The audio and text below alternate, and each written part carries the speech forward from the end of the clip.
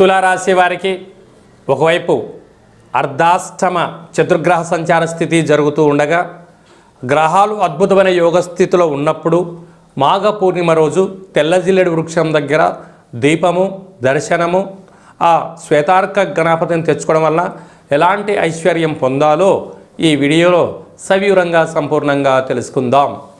తులారాశిలో ఏ ఏ నక్షత్రాలు వస్తాయి అనగా చిత్తా నక్షత్రంలోని 3వ పాదం 4వ పాదం, స్వాతి నక్షత్రంలోని 4 పాదాలు, విశాఖ నక్షత్రంలోని 1, 2, 3 పాదాలు కలిపితే తులారాశి. రాశాధిపతి శుక్ర భగవానుడు. వీరికి ఎన్నడూ లేనటువంటి విధంగా మాఘ పూర్ణిమ సందర్భంగా చతుర్గ్రహ అర్ధాష్టమ శని సంచార స్థితి. ఆత్మకారకుడు రవి, రుణరోగ శత్రుకారకుడు కుజుడు, బుద్ధికారకుడు బుధుడు, రవి బుధుడు కలిసి ఉండడం వల్ల బుధాదిత్య రాజయోగము. రాశాధిపతి రవి చేత హస్తగతమయ్యాడు అని చెప్పి కూడా గమనించగలగాలి. అర్ధాష్టమ చతుర్గ్రహ సంచార స్థితి ఉన్నప్పుడు దూరవాయు జల ప్రయాణాలు చేసేటప్పుడు ఎన్నో జాగ్రత్తలు అవసరం. అది ఏ కాకుండా వృత్తులలో, ఉద్యోగాలలో, వ్యాపారాలలో ప్రమోషన్స్ ఉన్నాయి, డిమోషన్స్ ఉన్నాయి. ఆవేశానికి వెళ్ళారా ఉన్నది పోతుంది, ఆనందంగా ఉన్నారా ఆరోగ్యాన్ని కాపాడుకుంటారు. తన కోపమే తన శత్రువు, తన శాంతమే తనకు రక్ష, దయ చుట్టంబు గదరా సుమతి అన్నట్టుగా ఈ సుమతి శతకం పాఠము పద్యము తులారాశి వారికి ఆవశ్యకరం.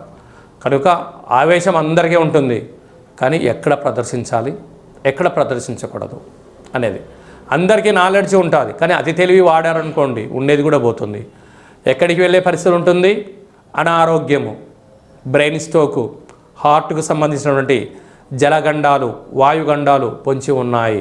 ఇలాంటి కాల సమయంలో విశేషమైన శుక్రుడు, రాశాధిపతి శుక్రుడు అక్కడే ఉన్నాడు కనుక విపరీతమైన ధన ప్రవాహంలాగా ఖర్చు పెట్టే పరిస్థితి ఉంటుంది. కనుక ఇలాంటి కాల సమయంలో చాలా జాగ్రత్తగా ఉండాలి. బ్యాంకు లావాదేవీలు, అప్పులు, లావాదేవీలలో ఎన్నో జాగ్రత్తగా ఉండాలని చెప్పి జ్యోతిర్విజ్ఞానం తెలియచేస్తుంది. సంతాన స్థానంలో రాహు, తల్లిదండ్రులు పిల్లలకు స్వేచ్ఛనిచ్చారు కదా అని చెప్పి ఆ స్వేచ్ఛను పూర్తిగా వాడుకున్నారనుకోండి, ధనం సద్వినియోగం కన్నా దుర్వినియోగం పెరిగి అస్సలే ఎసరికి వచ్చి కొంప కొల్లేరైపోతుంది. అదే కాకుండా తరతరాల నుంచి వచ్చే ఆస్తులను, విలువలను కాపాడుకునే సమయం కూడా ఉంది. ఎందుకనగా మనం ఒక ఉన్నతమైన కుటుంబంలో పుట్టాం, ఒక ఉన్నతమైన వంశంలో పుట్టాం.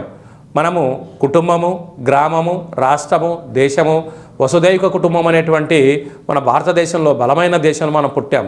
విలువలు, సత్ప్రవర్తనే